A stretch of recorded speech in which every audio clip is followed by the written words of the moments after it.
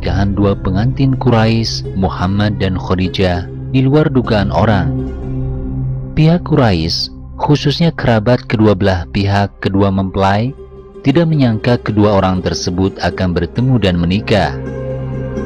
Muhammad adalah seorang pemuda yang miskin. Dari kecil beliau tidak berayah dan ibu dan menjadi pengembala kambing. Juga tidak pernah tahu mata uang. Hidup dari umur 8 sampai 25 tahun hanya sebagai seorang pemuda yang dikenal jujur dan berbudi luhur.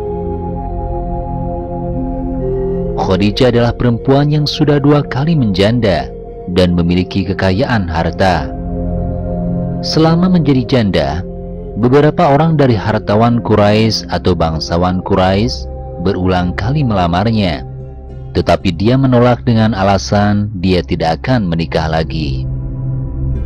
Khadijah 15 tahun lebih tua dari Muhammad, namun karena Allah telah mentakdirkan kedua orang itu untuk bertemu dan menikah, tidak ada yang bisa menolak atau menghalanginya.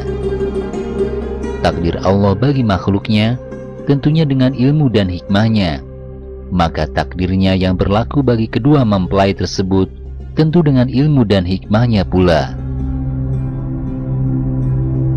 Setelah hari pernikahannya dengan Khadijah usai, Muhammad pindah dari rumah pamannya Abu Thalib ke rumah istrinya Khadijah untuk memulai hidup baru, hidup rumah tangga, hidup sebagai suami, dan kemudian hidup sebagai ayah. Situasi rumah tangga Nabi Shallallahu Alaihi Wasallam ketika itu jauh berbeda dari rumah tangga orang Arab Quraisy. Pribadi Nabi Shallallahu Alaihi Wasallam dalam pergaulannya sehari-hari dengan istrinya, beliau menunjukkan cinta kepada istrinya, tidak seperti kebiasaan di kalangan bangsa Arab Quraisy saat itu, yang suka meremehkan dan merendahkan seorang istri. Dan istrinya, Khadijah juga demikian. Cinta dan kasihnya kepada Nabi Shallallahu Alaihi Wasallam lebih besar dari sebelum pernikahan. Dari segi mata pencahariannya saat itu, beliau hanya membantu istrinya ikut mengurus perniagaan istrinya. Dan saat itu, Khadijah, istrinya, selalu memperhatikan dengan seksama segala gerak dan watak suaminya. Beliau, meskipun suami dari seorang wanita kaya, namun cara hidupnya sederhana seperti biasanya, tidak menyukai kemewahan.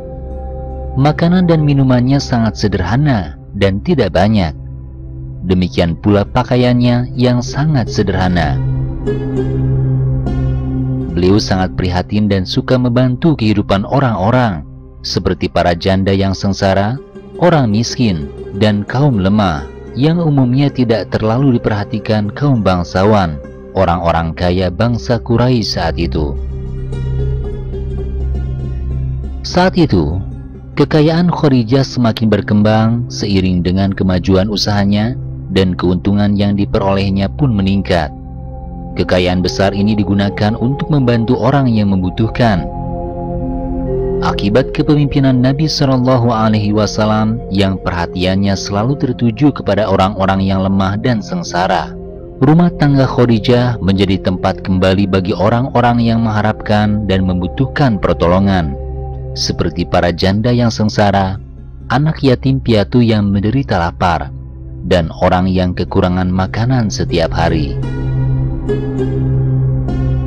Setiap hari, mereka berbondong-bondong datang ke rumah Khadijah yang dikepalai oleh Nabi Shallallahu Alaihi Wasallam untuk meminta dan mengharapkan bantuan dengan semua yang dibutuhkan. Khadijah, istri Nabi Shallallahu Alaihi Wasallam, dengan tulus dan ikhlas memberikan hartanya kepada suami tercinta untuk diberikan kepada siapa saja yang datang mengharapkan bantuan dan pertolongannya. Begitulah situasi rumah tangga Nabi Shallallahu Alaihi Wasallam pada waktu itu.